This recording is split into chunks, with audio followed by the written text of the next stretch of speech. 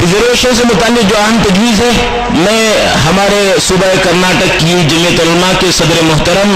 حضرت مولانا مفتی افتخار احمد صاحب قاسمی دامت برکاتہم سے درخواست کرتا ہوں تشریف لائیں، ریزرویشن سے متعلق جو تجویز ہے اس کو پڑھیں۔ ریزرویشن سے متعلق یہ تجویز میں پڑھ رہا ہوں، گزارش ہے کہ غور سے سنیں، اور جب یہ ختم ہوگی تو میں آپ حضرات سے پوچھوں گا کہ کیا یہ تجویز آپ حضرات کو منظور ہے، تو آپ ہاتھ اٹھا کر کے اور نعرے کے ذریعے اس کا جواب دیں گے۔ جمعیت علماء کرناٹک کا یہ اجلاس عام مسلمانوں کے لیے ان کی آبادی کے تناسب سے تمام شعبہ زندگی میں ریزرویشن کا مطالبہ دہراتے ہوئے ارباب اقتدار کی توجہ اس جانب مبذول کرانا ضروری سمجھتا ہے کہ ریزرویشن دینے کے عنوان پر مرکزی سرکار کے حالیہ اقدام سے مطالبہ پورا نہیں ہوتا، لہذا ریزرویشن کے سلسلے میں جمعیت علماء کرناٹک کا مطالبہ ہے: نمبر 1، مسلمانوں کو ان کی آبادی کے تناسب سے ہر شعبے میں نمائندگی دی جائے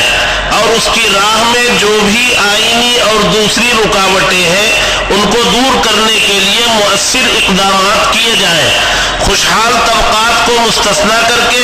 مسلمانوں کو انتہائی پسماندہ قرار دے کر ریزرویشن دیا جائے۔ نمبر 2، منڈل کمیشن کے تحت پسماندہ طبقات میں جو ریزرویشن مسلم OBC برادریوں کو حاصل ہے اس کے نفاذ میں عموماً مساویانہ سلوک نہ ہونے کی وجہ سے مسلمان اپنے حقوق سے محروم رہتے ہیں، اس لیے ان کا الگ کوٹا متعین کیا جائے۔ نمبر 3، شیڈول کاسٹ کے لیے ریزرویشن سے متعلق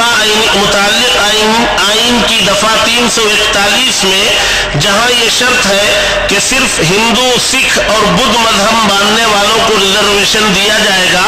اس میں ترمیم کر کے مذہب کی قید ختم کی جائے اور اس میں مسلم محنت کشوں برادریوں پسماندہ طبقات کو بھی شامل کیا جائے۔ دوسرے مطالبے میں مسلم OBC سے متعلق 27% میں سے اس کا کوٹا مختص کرنے کا جو مطالبہ تھا وہ بھی 4.5% میں سے دے کر اقلیتوں کو شامل کر دینے کے سبب پورا نہیں ہوتا۔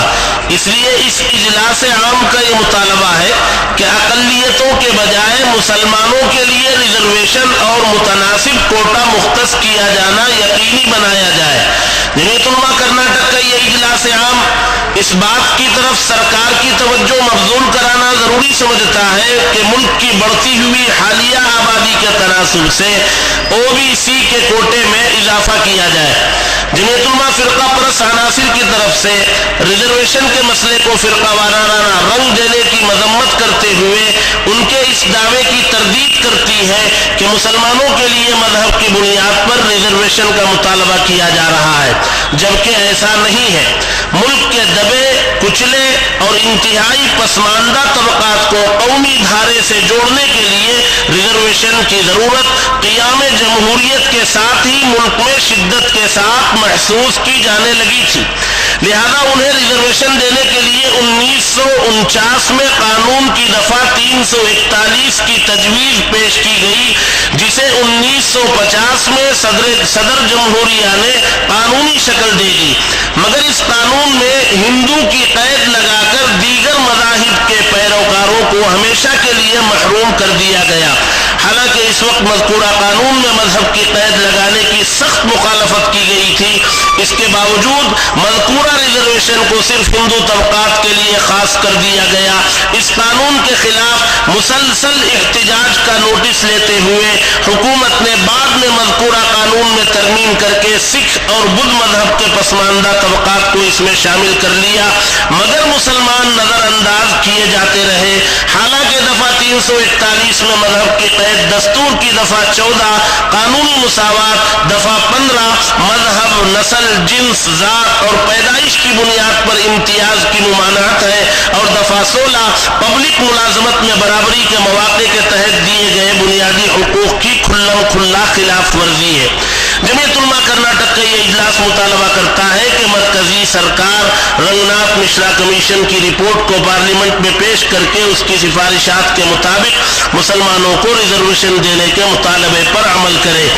کیا یہ تجویز آپ حضرات کو منظور ہے؟